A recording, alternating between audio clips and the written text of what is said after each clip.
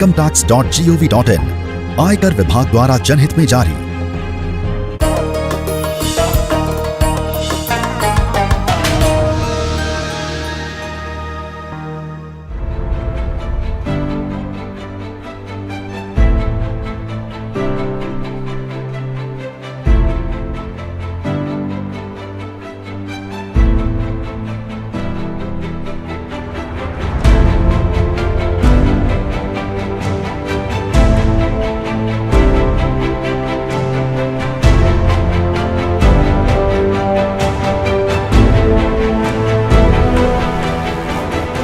नाज़रीन आदाब, इस्तक़बाल है आपका हमारी इस ख़ास पेशकश में जिसका नाम है अपना मुल्क अपना आइन और मैं हूँ आपका मेज़बान मोहम्मद नौमान।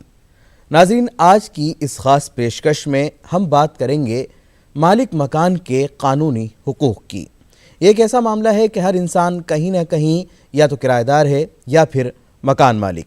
तो आज की इस ख़ास पेशकश में मकान मालिक के हुकूक़ की बात करेंगे और उस पर रोशनी डालने के लिए, उस पर गुफ्तगू करने के लिए हमारे साथ मौजूद हैं मारूफ वकील अतीन शंकर रस्तोगी साहब और हमारे दूसरे ख़ास मेहमान हैं प्रॉपर्टी एक्सपर्ट ईश्वर शर्मा साहब। जी नमस्कार। आप दोनों का हमारे आज के इस ख़ास प्रोग्राम में बहुत बहुत इस्तकबाल है।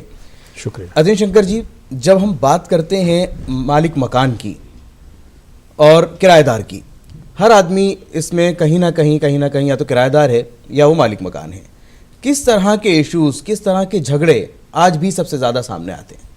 जी, मकान मालिक और किराएदार के झगड़े तो बहुत सालों से चलते आए हैं और चलते रहेंगे। सबसे ज़्यादा जो प्रेवलेंट है इनमें वो मकान मालिक का ग्रीवेंस होता है कि उनको किराया टाइम पर नहीं मिला और उनकी प्रॉपर्टी जब उन्होंने चाहा तब खाली नहीं हो पाई। इस तरह के इश्यूज सबसे ज़्यादा आते हैं जिसमें मैक्सिमम डिस्प्यूट प्रॉपर्टी की खाली कराने से रिलेटेड होते हैं। जी, ज़्यादातर खाली कराने से संबंधित होते हैं। ईश्वर सर, आपके सामने किस तरह के ज़्यादातर डिस्प्यूट आते हैं? जैसे सर ने बताया कि खाली करवाने का एक बड़ा मसला होता है, किराया ना मिलना एक बड़ा मसला होता है, और एक ये भी बात सामने आती है कि आज भी बहुत सारी प्रॉपर्टीज़ ऐसी हैं कि वो जो मालिक मकान हैं वो किराए पर नहीं देते, उनको डर रहता है कि कहीं मेरी प्रॉपर्टी कोई खा ना जाए। देखिए, ऐसा है कि पहले मुकाबले में और आज के मुकाबले में किराएदार में और मकान मालिक में बहुत फ़र्क आ गया है। अभी किराएदार भी अच्छे मिलने लगे हैं और मकान मालिक भी देते हैं, क्योंकि कारण क्या है कि कोर्ट एग्रीमेंट होने लगा है उनके बीच में, जिसे गवर्नमेंट फेवर करती है। वकील साहब बताएंगे जैसे आपको।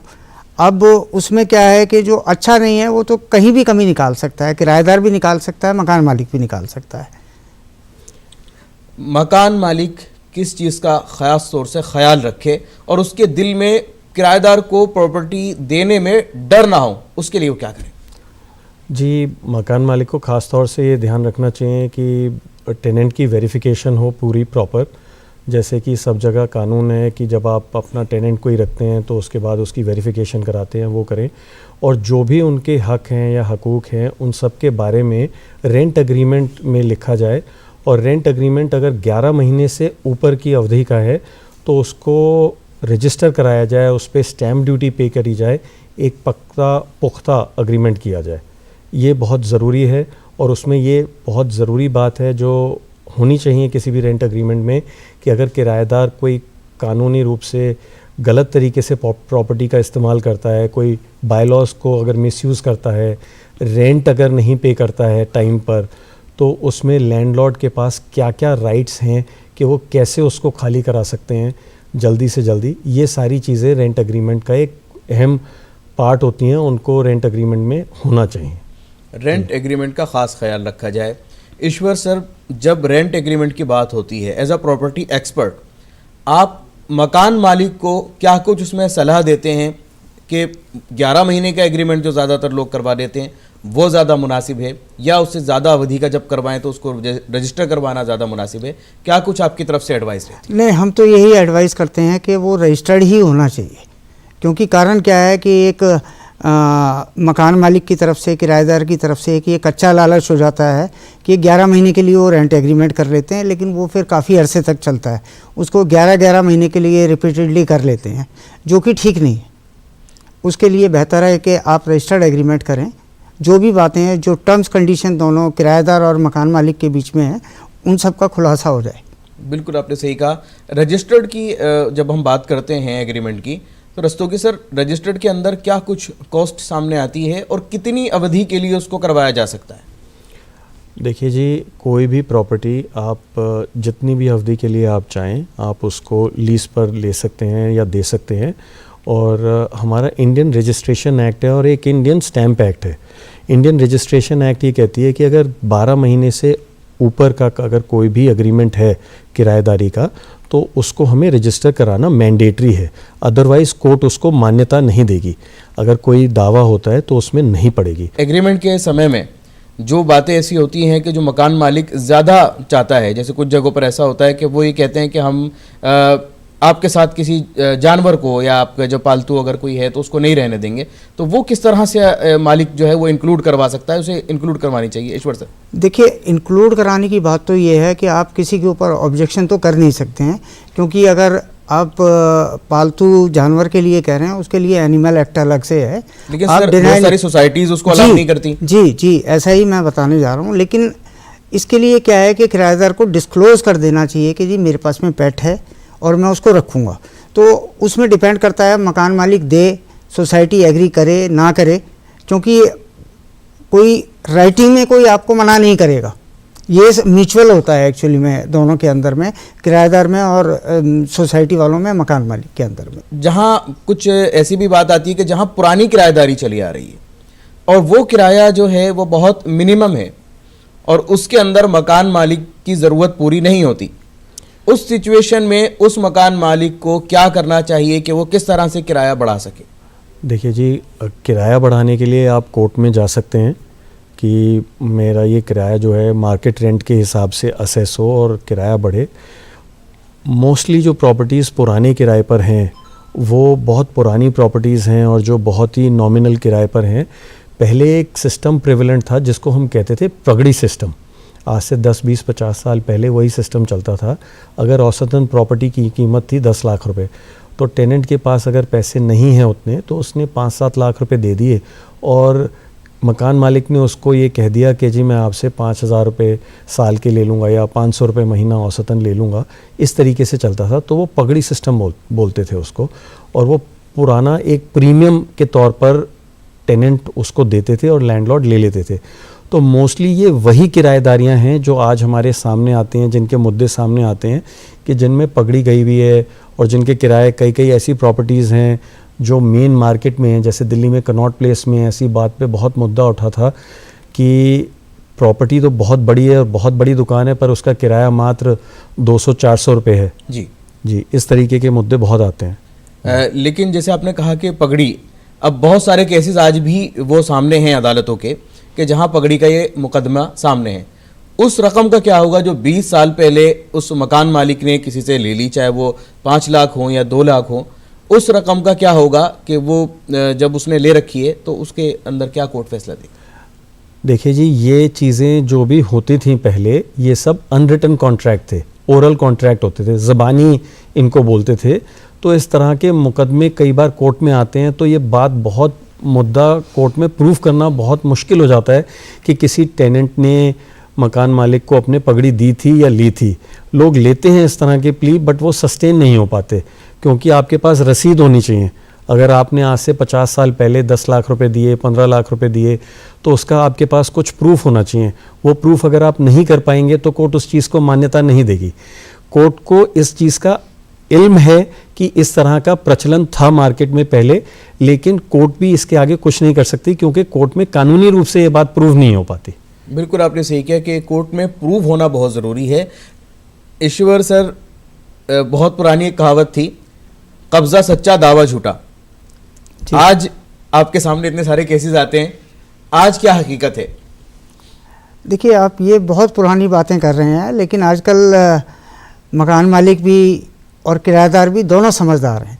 अब पहले के मुकाबले डिस्प्यूट बहुत कम हो गए हैं इस मामले में। कि कब्जा क्या है कि पहले लोगों की ऐसी नीयत होती थी कि ठीक है ले लो, कोई बात नहीं, जो होगा देखी जाएगी। लेकिन आजकल हर मालिक रिटर्न में चाहता है, भले ही वो कोर्ट एग्रीमेंट रजिस्टर्ड हो या अनरजिस्टर्ड हो, वो चाहता है कि मेरी सारी टर्म्स कंडीशन जो है ना वो लिखी जाए। जैसे अभी वकील साहब ने कहा कि जी वो पहले लिखी नहीं जाती थी, लेकिन अब लिखा हुआ प्रूफ तो होगा, कम से कम स्टैम्प पेपर पे तो होगा, रजिस्टर्ड है नहीं है ये एक सेकेंडरी इशू है, लेकिन लिखा होगा इसके अंदर। यानी वो लिखा हुआ ज़रूरी है। अब जैसे आपने बात की रेंट एग्रीमेंट की, 11 महीने का जो एग्रीमेंट है वो रजिस्टर्ड नहीं है, नहीं होता। लेकिन अगर कोई डिस्प्यूट होता है और वो 11 महीने का एग्रीमेंट कोर्ट में जाता है तो रस्तोगी सर क्या उसकी क्या अहमियत है? जी देखिए, उसकी अहमियत है, उसको कहते हैं, कॉन्सेप्ट है जी ट्रांसफ़र ऑफ प्रॉपर्टी एक्ट के अंदर month two month tenancy count होती है कि आप 1 महीने टेनेंट थे, फिर आप अगले महीने टेनेंट रहे, उसको मंथ टू मंथ टेनेंसी कहते हैं। अगर वो सिर्फ 11 महीने का था और वो विद इन 11 मंथ्स अगर उसका कोई दावा कोर्ट में जाएगा तो उसको मान्यता दी जाएगी। अगर आपका 11 महीने का एग्रीमेंट है और वो ख़त्म हो जाता है, उसकी मियाद पूरी हो जाती है और आप उसके 2-3 महीने बाद अगर कोर्ट में जाते हैं उसको लेके, तो कोर्ट उसको मान्यता नहीं देगी। यानी 11 महीने के बाद दोबारा उसको 11 महीने का करवा लेना चाहिए। ये प्रचलन है मार्केट के अंदर, क्योंकि ये ज्यादातर लोग करवाते हैं। ये क्या ऐसा करवाना ठीक है या नहीं, ये आप बताएंगे? जी ये बिल्कुल ठीक नहीं है, क्योंकि इसमें दोनों के राइट्स हैम्पर होते हैं, लैंडलॉर्ड के भी और टेनेंट के भी राइट्स हैम्पर होते हैं। तो इस तरीके से नहीं करना चाहिए। हमें, अगर आपको पता है कि हमने, टेनेंट को पता है कि मैंने 3 साल अगर प्रॉपर्टी में रहना है, तो वो 36 महीने की लीज डीड कराए, अपना स्टैम्प ड्यूटी पे करें। और आजकल लैंडलॉर्ड और टेनेंट्स, मैंने देखा है कई लीज डीड्स के अंदर मैंने पढ़ा है कि स्टैम्प ड्यूटी शेयर कर लेते हैं जी, तो उसमें खर्चा दोनों के ऊपर आधा आ जाता है, तो उससे बहुत फ़ायदा रहता है। दोनों के लिए सिक्योरिटी है, टेनेंट के लिए भी सिक्योरिटी है कि लैंडलॉर्ड उसको कभी नहीं खाली करा पाएगा बीच में किसी गलत वजह से, और लैंडलॉर्ड के लिए भी पूरी सिक्योरिटी है कि एक रजिस्टर्ड डॉक्यूमेंट है जो एक एसडीएम के यहाँ, एक रजिस्ट्रार के यहाँ, सब रजिस्ट्रार के यहाँ रजिस्टर हुआ है जी, और एक वैलिड डॉक्यूमेंट है जिसको वो कोर्ट में कभी भी प्रोड्यूस कर सकते हैं, किसी भी कोर्ट में ले जाके उसको दिखा सकते हैं, प्रूफ कर सकते हैं कि हाँ जी ये मेरी प्रॉपर्टी है, मैंने इनको किराए पे दी थी। और किराएदार भी उस चीज़ को अग्री कर सकते हैं, उनके भी कोई राइट्स हैं तो वो उससे एजिटेट कर सकते हैं, क्लेम कर सकते हैं। बिल्कुल। उस पर जब अगर आपके पास एक रजिस्टर्ड एक डॉक्यूमेंट है तो उसमें दोनों का फायदा है, उसका खास ख्याल रखा जाए कि जो भी आपका एग्रीमेंट हो उसको रजिस्टर्ड करवाने की कोशिश की जाए। रजिस्टर्ड के बावजूद या अनरजिस्टर्ड में खास तौर से जैसे 11-11 महीने के लोग करवाते हैं, तो उसमें किस तरह का क्या नाम है चैलेंज सामने आता है मकान मालिक के? ईश्वर सर, जब 11 महीने का एग्रीमेंट है उसके बाद फिर उसने 11 महीने का करवा दिया, तो किस तरह का वो जो किराएदार है किस तरह की परेशानी क्रिएट कर सकता है मकान मालिक के सामने? देखिए, ये तो डिपेंड करता है किराएदार की नीयत पे। कई आज भी ऐसे हैं कि जिन्होंने रजिस्टर्ड कराए हैं, 3 साल के लिए कराए, 5 साल के लिए कराए, उसके बाद वो सेकंड जो टर्म्स के वो हैं, सेकंड टर्म के एग्रीमेंट रजिस्टर्ड नहीं भी कराते। वो कहते हैं हमारा किराएदार बहुत अच्छा है। किराएदार अच्छे भी होते हैं, इसमें कोई शक नहीं करना चाहिए कि किराएदार अच्छे नहीं होते, लेकिन बेहतर ये है कि उसके अंदर में, एग्रीमेंट के अंदर में नोटिस होता है, प्रायर नोटिस होता है कि आप 1 महीने का, 2 महीने का आप नोटिस देके खाली कर सकते हैं, करा सकते हैं। इसमें कोई ऐसा नहीं है कि किराएदार के ऊपर ही कोई हम ब्लेम करेंगे जी किराएदार अच्छा नहीं होता। क्या एक बार रजिस्टर्ड करवा दिया एग्रीमेंट तो दोबारा उसको रजिस्टर करवाना 3 साल के बाद या जितनी भी उसकी अवधि है? सर वो तो आपको कराना ही पड़ेगा। अब आपने 3 साल के लिए दिया और 37वें महीने में आप क्यों नहीं कराएंगे? आप उसको करवाना ज्यादा जरूरी है और वो दोनों के लिए फायदेमंद रहेगा। जी। अक्सर ऐसा होता है रस्तोगी सर कि जब किसी की मकान मालिक की डेथ हो जाती है, उसके बाद बहुत सारी जगहों पर किराएदार किराया देना बंद कर देते हैं क्योंकि उसके कई सारे वारिस हैं और वहाँ टाइटल का मसला आ रहा है कि ऑनर कौन है, और उसका फ़ायदा किराएदार उठाने की कोशिश करता है और मकान मालिक जो भी ऑनर है उसको सफ़र करना पड़ता है। ऐसी सिचुएशन में मकान मालिक के पास क्या राइट्स हैं? मकान मालिक के पास राइट्स ये हैं कि वो, देखिए सुप्रीम कोर्ट ने बिल्कुल क्लियर अपने फैसलों में ये कह रखा है कि अगर 4-5 को ओनर्स हैं, किसी एक, अगर हम एग्जांपल लें, किसी फैमिली मेम्बर की डेथ हो गई, उसके आगे 4 वारिस हैं, तो उनमें से अगर कोई भी एक मेंबर इविक्शन का मुकदमा दायर करता है तो वो माननीय है, उसको वैलिड माना जाएगा और उसको आगे भी क्रेडेंस मिलेगी। और मकान मालिक के पास ये वो है कि वो नोटिस दे सकते हैं टेनेंट को कि भाई हम ये 4 लोग इसके वारिस हैं, आप आज से किराया इसका हमें दीजिए, हम चारों वारिस हैं। और अगर उनका कोई मुकदमा है तो वो ये कह सकते हैं कि जी आप कोर्ट में जमा करा दो। अगर वो चारों जो वारिस हैं वही टाइटल के लिए कोर्ट में झगड़ रहे हों तो इस सिचुएशन के अंदर किराया कहाँ जाएगा और किराएदार जो है उसको वो किराया कहाँ देना होता है? किराएदार कोर्ट में जमा करा सकता है, और जब भी वो मुकदमे का फैसला होगा जिसके भी हिस्से में वो जगह जाएगी वो किराया उस तक वो क्लेम पहुंचेगा। कर सकता है। बिल्कुल आपने सही कहा, ये बहुत ज़्यादा अहम हो जाती है बात। और इंसेस्ट्रल जो प्रॉपर्टीज़ हैं जो लोगों वारिस बन जाते हैं, उसके अंदर भी देखा गया है कि बहुत सारे पुराने किराएदार हैं और वो ये कहते हैं कि हम बहुत पहले से रहते आ रहे हैं, 12 साल हो गए, 15 साल हो गए, 50 साल हो गए, हम वो खाली नहीं करेंगे। ऐसी सिचुएशन में क्या कुछ गाइडलाइंस हैं या किस तरह के कानून हैं जो मकान मालिक के फेवर में आ सकते जी देखिए, सबसे पहली बात तो मैं ये कहना चाहूँगा, कानून ये कहता है, जो एक बेसिक प्रिंसिपल ऑफ लैंडलॉर्ड और टेनेंसी के बीच में, once a tenant will always be a tenant. चाहे लैंडलॉर्ड खुद हो या उनके आगे लीगल हेयर्स हों या कोई भी हो, अगर एक बार आपने टेनेंसी रिसीट साइन कर दी या आपने कोई भी आपका रिलेशनशिप इस्टेब्लिश हो गया कि आप टेनेंट हैं और वो जो लैंडलॉर्ड हैं वो लैंडलॉर्ड हैं, तो वो हमेशा लैंडलॉर्ड रहेंगे, आप हमेशा टेनेंट रहेंगे। ये बात का हमें ख्याल रखना पड़ेगा, once a tenant always a tenant. और वो जो उनके लीगल एयर्स हैं वो जब भी अपना चाहें उसको खाली करा सकते हैं लैंडलॉर्ड के, या जो भी उन्हें मुकदमा करना है या जो भी अपने लीगल राइट्स सर्टन करने हैं वो उनके लीगल एयर्स कर सकते हैं, कोई उसके अंदर इशू नहीं है। जी बिल्कुल आपने सही कहा कि जो भी वारिस हैं वो उस मुकदमे को लेकर के आगे जा सकते हैं और अपनी जगह खाली करवा सकते हैं। और जब बात आती है कि एक बार कोई किराएदार, तो हमेशा के लिए वो किराएदार ही माना जाएगा। ईश्वर सर, जब एग्रीमेंट हो गया और उसके बाद में सिलसिला शुरू होता है किराए का, क्या मकान मालिक के लिए जब भी वो किराया लेता है एक रसीद देनी जो है वो बहुत ज़रूरी है? क्योंकि बहुत सारी जगहों पर किराया अकाउंट में आ गया या रसीद नहीं भी दी, तो क्या कुछ उस रसीद की अहमियत है या बिल्कुल? देखिए, जहाँ तक है अपना चेक से जो पेमेंट ले रहा है वो अपने आप में एक रसीद है, लेकिन अगर कैश पेमेंट है, पहली बात तो कैश पेमेंट 4,000 से ऊपर नहीं लेनी चाहिए। अगर वो लेते हैं तो उन्हें रसीद देना एक बहुत ज़रूरी है कि उन्हें रसीद देनी चाहिए। अब वो लेते हैं नहीं लेते हैं ये सब बाद में आके, अगर कहीं डिस्प्यूट होता है तो उसकी ज़रूरत तब महसूस होती है कि हमने क्या किया। बिल्कुल आपने सही किया कि रसीद जो है वो कुछ भी है, एक डॉक्यूमेंट्स का तो सर उसको दर्जा रहेगा। बिल्कुल, देखिए क्या है कि मैं आपको एक बात बताऊं, हमने बात करी अभी कि रेंट एग्रीमेंट की क्या अहमियत है या रेंट रिसीट की क्या अहमियत है।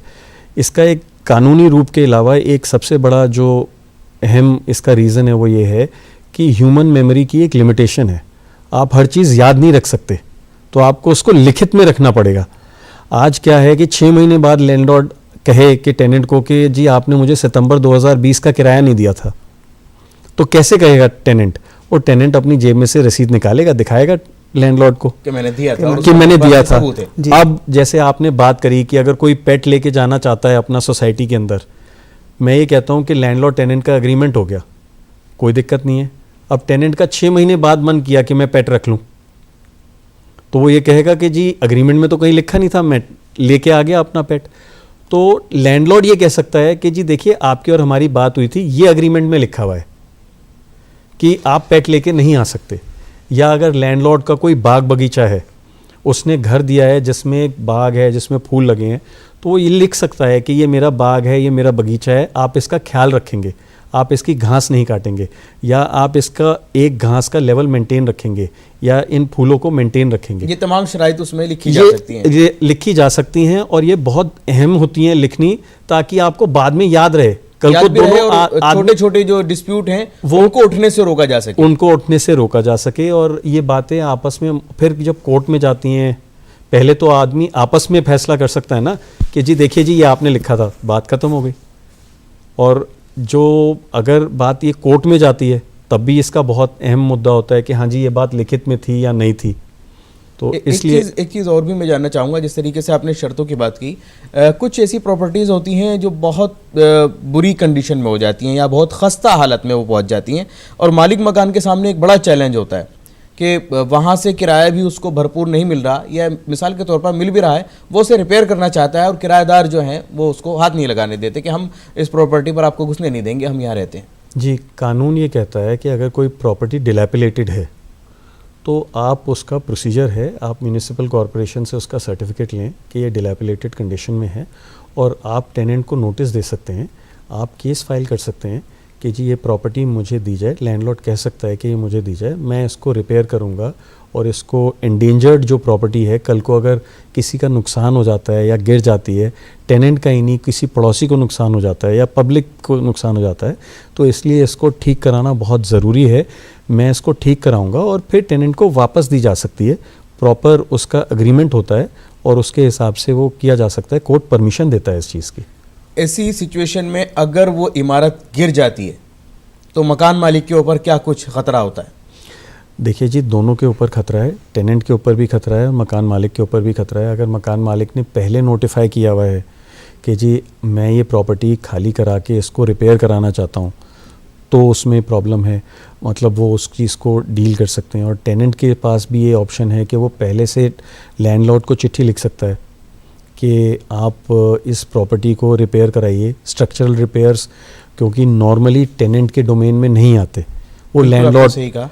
माइनर रिपेयर मकान का जो मालिक है उसे बचना भी है उस कार्रवाई से जो उसके खिलाफ हो सकती है। तो टेनेंट उसको लिख सकता है कि ये प्रॉपर्टी की कंडीशन डिलैपिलेटेड है, आप इसको ठीक कराइए, इसमें स्ट्रक्चरल कुछ रिपेयर्स होने हैं, आप इसको करा के दीजिए। तो ये वो लिख सकता है। मुतालबा अक्सर होता है कि जो टेनेंट है वो मुतालबा करता है कि मेरे इस मकान को आप रिपेयर करवा करके दें, और ख़ास तौर से उन प्रॉपर्टीज़ में ज़्यादा मुतालबा देखा गया है जहाँ किराया बहुत नॉमिनल है। जी। ऐसी सिचुएशन में उस मकान मालिक के लिए क्या राह है कि ना तो उसको वहाँ से किराया बहुत ज़्यादा मिल रहा है और मुतालबा कोर्ट के अंदर ये है कि उस प्रॉपर्टी को रिपेयर करवा करके दिया जाए। ईश्वर जी, किस तरह के हल होते हैं फिर ऐसे मामलों के अंदर, कैसे हल किए जाते हैं? देखिए, ये तो हल म्यूचुअली होते हैं, क्योंकि मेजर जो रिपेयर्स है वो तो ऑनर के उसमें है कि ऑनर करा के देगा। माइनर रिपेयर्स जो है ना वो टेनेंट करा सकता है अपना। अब अगर उनका हालात ही ऐसे हुए हैं कि वो एक दूसरे को घुसने नहीं दे रहे हैं तो कैसे तो मकान मालिक कराएगा, जैसे वकील साहब ने बताया अभी आपको कि परमिशन लेनी चाहिए। ये फिर एक लेंदी प्रोसेस है। लेकिन उसमें कोर्ट की तरफ से क्या कुछ कंडीशंस रहती हैं उस मकान मालिक के लिए जिसके पास किराया तो 50-60 रुपये या 100 रुपये आ रहा है और मुतालबा है उसको रिपेयर करवाने का, तो कोर्ट ने क्या कंडीशन लगाई है? वो कितना वो माल देगा या कितना वो पैसा देगा उस मदद के लिए? जी देखिए, कोर्ट कंडीशन लगाएगी। लैंडलॉर्ड उसमें ये भी कह सकता है कि इसमें मेजर रिपेयर्स होंगे and this rent is not sufficient for me, तो लैंडलॉर्ड रीअसेसमेंट ऑफ रेंट के लिए भी लगा सकता है साथ में मुकदमा कि इसका रेंट बढ़ाया जाए और मैं इसके लिए जो रिपेयर कर रहा हूँ उसके कॉन्ट्रैक्टर से या आर्किटेक्ट से लेके एक रिपोर्ट भी लगाई जा सकती है कि इसमें इतना खर्चा आएगा, तो उसके लिए रेंट बढ़ाया जाए और मेरे को उसके लिए ड्यूली कॉम्पेंसेट किया जाए। लैंडलॉर्ड कोर्ट से कह सकता है, ये बात मांग सकता है, अपनी शर्त रख सकता है। कोर्ट के अंदर एक्सेप्टेबल रहेगी तमाम उसकी दलीलें जो हैं? बिल्कुल दलीलें एक्सेप्टेबल रहेंगी और कोर्ट डिसाइड करेगा इस चीज़ को। हाँ, ये बात बिल्कुल ठीक है जो शर्मा जी कह रहे हैं, इन मामलों में टाइम लग जाता है, थोड़ा सा कोर्ट की इस मुकदमे में टाइम लग जाएगा, बट हाँ ये बात कोर्ट डिसाइड करेगा। रेंट कंट्रोल एक्ट क्या कहता है, कितना टाइम होना चाहिए इन चीज़ों में, या खाली का जो सबसे ज़्यादा मसला आता है उसके अंदर? देखिए जी, रेंट कंट्रोल एक्ट एक ऐसा कॉन्सेप्ट है, इसका हमें पहले थोड़ा सा हिस्टोरिकल व्यू लेना चाहिए। बिल्कुल, मैं भी समझना चाहूँगा और मैं चाहूँगा हमारे नाजरीन भी समझें कि आखिर इस जो पूरी हमारी दुनिया है यहाँ पर ये रेंट कंट्रोल एक्ट की बात क्यों आई? देखिए जी, जो नॉर्मल रिसेंट हिस्ट्री है रेंट कंट्रोल की, वो आई वर्ल्ड वॉर्स के बाद। क्या हुआ कि पूरी पॉपुलेशन वर्ल्ड की इधर से उधर थी, या तो सैनिक थे या कोई और थे, और मैक्सिमम प्रॉपर्टीज़ डिस्ट्रॉय हो गई। तो उस टाइम क्या था कि लोगों की फाइनेंशियल पोजीशन बहुत कमज़ोर थी और लोगों के पास घर नहीं थे रहने के लिए। तो जब ये विश्व युद्ध ख़त्म हुए, वर्ल्ड वॉर्स ख़त्म हुई, तब लोग अपने घर जाने लगे वापस और उनको रहने के लिए जगह कम थी, उन मकान कम थे। तो जो लैंडलॉर्ड थे जिनके पास मकान थे, उन्होंने सिचुएशन को एक्सप्लॉइट करना स्टार्ट कर दिया। उन्होंने बहुत एक्सपेंसिव रेंट कर दिए और बहुत ज़्यादा रेंट्स मांगने लग गए। तो जनरल पब्लिक के लिए इसको ये किया गया कि एक कानून बनाया गया जिससे कि रेंट कंट्रोल में रहेगा। रेंट कंट्रोल एक्ट लेके आए गए कि अगर किसी को प्रॉपर्टी खाली भी करानी है तो वो इन स्पेसिफाइड रीजंस की वजह से ही खाली करा सकता है। टेनेंट्स को प्रोटेक्शन दी गई क्योंकि उस टाइम मकान कम थे, लोगों की सिचुएशन फाइनेंशियली बहुत वीक थी और लोगों को ज़्यादा मकान चाहिए थे रहने के लिए, और ज़्यादा मकान चाहिए थे। तो पूरे विश्व में उस टाइम, यूरोप में, यूके में, यूएस में, एवरीवेयर इन द वर्ल्ड ये रेंट के रेंट कंट्रोल एक्ट्स लगाए गए। हमारे यहाँ भी जो रेंट कंट्रोल एक्ट हैं वो आज़ादी से पहले भी लगाए गए और वही आगे चलते आए। बट डेवलप कंट्रीज़ में कानून बहुत जल्दी डेवलप होता है, उन लोगों ने रेंट कंट्रोल एक्ट ख़त्म कर दिए। हमारे यहाँ हर स्टेट में अलग अलग रेंट कंट्रोल एक्ट हैं और उनके अलग अलग प्रोविजंस हैं। जैसे कि दिल्ली में अगर किसी प्रॉपर्टी का किराया 3,500 से कम है तो उस पर रेंट कंट्रोल एक्ट लागू होगी। और जैसे हरियाणा में अगर हम चाहें तो वहाँ पर यह है कि अगर कोई बिल्डिंग न्यूली कंस्ट्रक्टेड है तो उसमें 10 साल तक रेंट कंट्रोल एक्ट एप्लीकेबल नहीं होगी।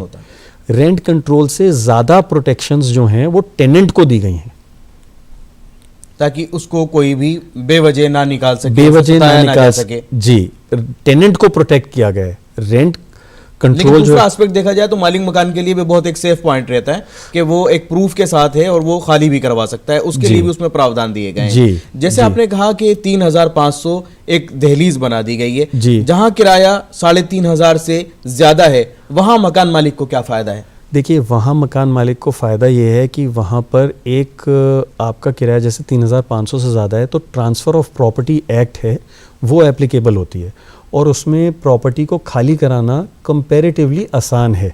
आप किसी भी रीज़न की वजह से अगर आपका कोई रिटर्न एग्रीमेंट है तो उसकी मियाद होगी 3 साल अगर पूरे हो गए तो आप उसके बाद टेनेंट को कह सकता है लैंडलॉर्ड कि जी आपके 3 साल पूरे हो गए, अब मैं आपको आगे के प्रॉपर्टी अपनी किराए पे नहीं देना चाहता, आप मेरी प्रॉपर्टी खाली कर दीजिए। और अगर वो नहीं खाली करता है तो आप कोर्ट में जाएंगे, आपको कुछ प्रूव नहीं करना है कि ये प्रॉपर्टी मुझे चाहिए या मुझे नहीं चाहिए या प्रॉपर्टी डिलैपिलेटेड है या कोई है, उसमें सिर्फ इसी मुद्दे पर खाली हो जाएगा कि किराए की मियाद ख़त्म हो गई। बिल्कुल आपने सही कहा। और दूसरा, अगर उसमें किराएदारी नहीं है, जैसे उसमें रेंट एग्रीमेंट नहीं लिखा हुआ है, तो भी लैंडलॉर्ड जा सकता है।